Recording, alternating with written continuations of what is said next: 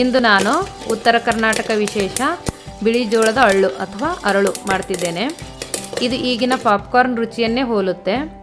ಇದನ್ನು ಕೆಂಪು ಜೋಳದಲ್ಲಿ ಮಾಡ್ತಾರೆ. ಕೆಂಪು ಜೋಳ ಉತ್ತರ ಕರ್ನಾಟಕದ ಕಡೆ ಅಳ್ಳಿನ ಜೋಳ ಅಂತಲೇ ಬೆಳೀತಾರೆ. ಆ ಜೋಳದಲ್ಲಿ ಮಾಡಿದ್ರೆ ಟೇಸ್ಟು ಚೆನ್ನಾಗಿರುತ್ತೆ. ಅರಳು ಕೂಡ ಹುರಿಯೋದಕ್ಕೆ ತುಂಬ ಚೆನ್ನಾಗಿ ಬರುತ್ತೆ, ದಪ್ಪಾಗಿ ಬರುತ್ತೆ ಅದರಲ್ಲಿ.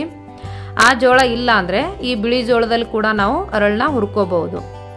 ನಾಗರ ಪಂಚಮಿಗೆ ಅರಳು ಹುರಿಯೋದು ಬಹುಕಾಲದಿಂದಲೂ ನಡೆದುಕೊಂಡು ಬಂದ ರೂಢಿ. ನಾವು ಚಿಕ್ಕವರಿದ್ದಾಗ ನಾಗರ ಪಂಚಮಿ ಬಂತೆಂದರೆ ಎಲ್ಲರ ಮನೆಯಲ್ಲೂ ಅರಳು ಹುರಿಯೋ ಶಬ್ದ ಕೇಳಿ ಬರ್ತಾ ಇತ್ತು. ನಾವೆಲ್ಲ ವಾರಗಟ್ಟಲೆ ಈ ಅರಳನ್ನ ತುಂಬ ಇಷ್ಟಪಟ್ಟು ತಿಂತಾ ಇದ್ವಿ. ಆದರೆ ಇತ್ತೀಚಿನ ಪಾಪ್ಕಾರ್ನ್, ಪಿಜ್ಜಾ, ಬರ್ಗರ್ ಯುಗದಲ್ಲಿ ಇದು ಕಣ್ಮರೆಯಾಗುತ್ತಿದೆ. ಆದರೆ ನಾಗರ ಪಂಚಮಿಗೆ ನೈವೇದ್ಯಕ್ಕೆ ಈ ಅರಳು ಈಗಲೂ ಹುರಿತಾರೆ.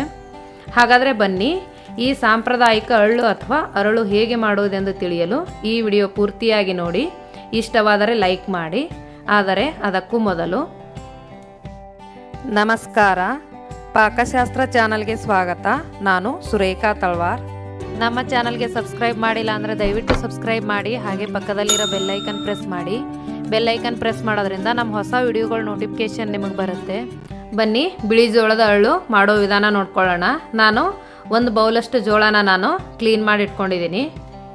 ನೋಡಿ, ಈ ಥರ ದಪ್ಪ ಏನಿಲ್ಲ, ಸ್ವಲ್ಪ ಸಣ್ಣದಾಗಿರೋ ಜೋಳನೇ ತೊಗೊಂಡಿದ್ದೀನಿ ನಾನು.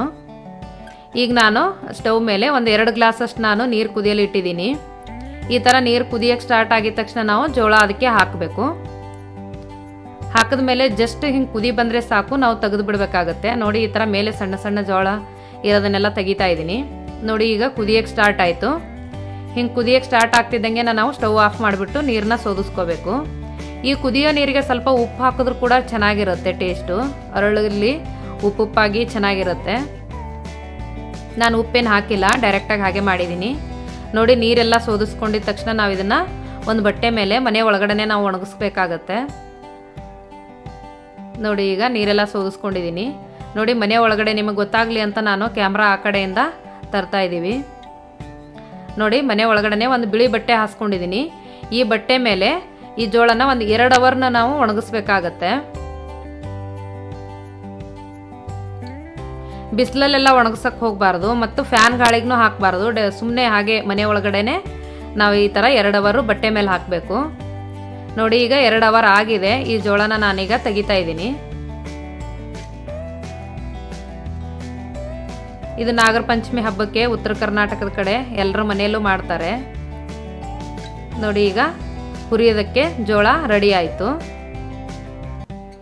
ಈಗ ನಾನು ಸ್ಟವ್ ಮೇಲೆ ಒಂದು ಕಡಾಯಿನ ಇಟ್ಕೊಂಡಿದ್ದೀನಿ. ಈ ಕಡಾಯಿ ಸ್ವಲ್ಪ ಬಿಸಿ ಆಗ್ತಿದ್ದಂಗೆ ಸ್ವಲ್ಪನೇ ಜೋಳ ಹಾಕಬೇಕು ಇದಕ್ಕೆ. ಹಾಗೆ ನಾವು ಇದನ್ನು ಕೈ ಆಡಿಸ್ತಾ ಇರಬೇಕು. ಇದರಲ್ಲಿ ನಾವು ಚುರುಮುರಿ ಚೂಡ ಯಾವ ಥರ ಮಾಡ್ತೀವೋ ಚೂಡ ಮಾಡ್ಕೋಬೋದು, ಮತ್ತು ಚುರುಮುರಿ ಉಂಡೆ ಮಾಡ್ತೀವಲ್ಲ ಬೆಲ್ಲದ ಪಾಕದಲ್ಲಿ, ಆ ಥರ ಉಂಡೆ ಕೂಡ ಮಾಡ್ಬೋದು. ಈಗ ನೋಡಿ, ಒಂದೊಂದಾಗಿ ಈಗ ಹೊಡಿತಾ ಇರಬೇಕಾದ್ರೆ ಆ ಜೋಳನ ಅರಳು ಹಾಕ್ತಿರ್ಬೇಕಾದ್ರೆ ಈ ಥರ ಬಟ್ಟೆ ಕೂಡ ನಾವು ಈ ಥರ ಮಾಡ್ಬೋದು. ಇದು ಹುರಿಯೋದು ಗೊತ್ತಾಗಲಿ ನಿಮಗೆ ಅಂತ ನಾನು ಮೇಲೆ ಈ ಥರ ಮುಚ್ಚಿಬಿಟ್ಟು ಈ ಥರನೂ ಹುರಿದ್ಬಿಟ್ಟು ತೋರಿಸ್ತಾ ಇದ್ದೀನಿ. ನೋಡಿ, ಎಷ್ಟು ಚಂದ ಅರಳು ಆಗ್ತಾ ಇದೆ. ಈ ಪ್ರೊಸೀಜರಲ್ಲೇ ಕರೆಕ್ಟಾಗಿ ಮಾಡಿದ್ರೆ ಈ ಥರ ಅರಳು ತುಂಬ ಚೆನ್ನಾಗಿರುತ್ತೆ. ಬಿಸಿ ಬಿಸಿಯಾಗಿ ಸ್ನ್ಯಾಕ್ಸ್ ಟೈಮಲ್ಲಿ, ಟೀ ಟೈಮಲ್ಲಿ ಕೂಡ ತಿನ್ಬೋದು ಮಾಡಿಕೊಂಡು. ಮಾಡೋದು ತುಂಬ ಸುಲಭ ಇದೆ. ಟೇಸ್ಟ್ ಕೂಡ ಬಿಸಿ ಬಿಸಿಯಾಗಿ ಮಾಡ್ಕೊಂಡು ತಿನ್ನೋದಕ್ಕೆ ತುಂಬ ಚೆನ್ನಾಗಿರುತ್ತೆ. ಮಕ್ಕಳು ಕೂಡ ಇಷ್ಟಪಡ್ತಾರೆ ಪಾಪ್ಕಾರ್ನ್ ಅಂದ್ಬಿಟ್ಟು. ಹೆಲ್ತಿಗೆ ಕೂಡ ಒಳ್ಳೆಯದು. ನೋಡಿ, ಎಷ್ಟು ಚೆನ್ನಾಗಿ ಹೊಡಿತಾ ಇದೆ ಎಲ್ಲ ಜೋಳ. ತುಂಬ ಈಸಿಯಾಗಿ ಮಾಡ್ಕೋಬೋದು. ನೋಡಿ, ರುಚಿಕರವಾದ ನಾಗೇಶನ ನೈವೇದ್ಯ ಅರಳು ರೆಡಿ ಆಯಿತು. ನೀವು ಕೂಡ ಮಾಡಿ.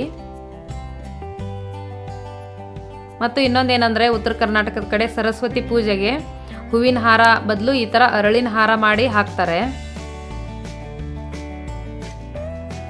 ಈ ವಿಡಿಯೋ ನಿಮಗೆ ಇಷ್ಟವಾದರೆ ಲೈಕ್ ಮಾಡಿ, ಶೇರ್ ಮಾಡಿ, ಸಬ್ಸ್ಕ್ರೈಬ್ ಮಾಡಿ ಹಾಗೂ ಪಕ್ಕದಲ್ಲಿರೋ ಬೆಲ್ಲೈಕನ್ ಪ್ರೆಸ್ ಮಾಡಿ.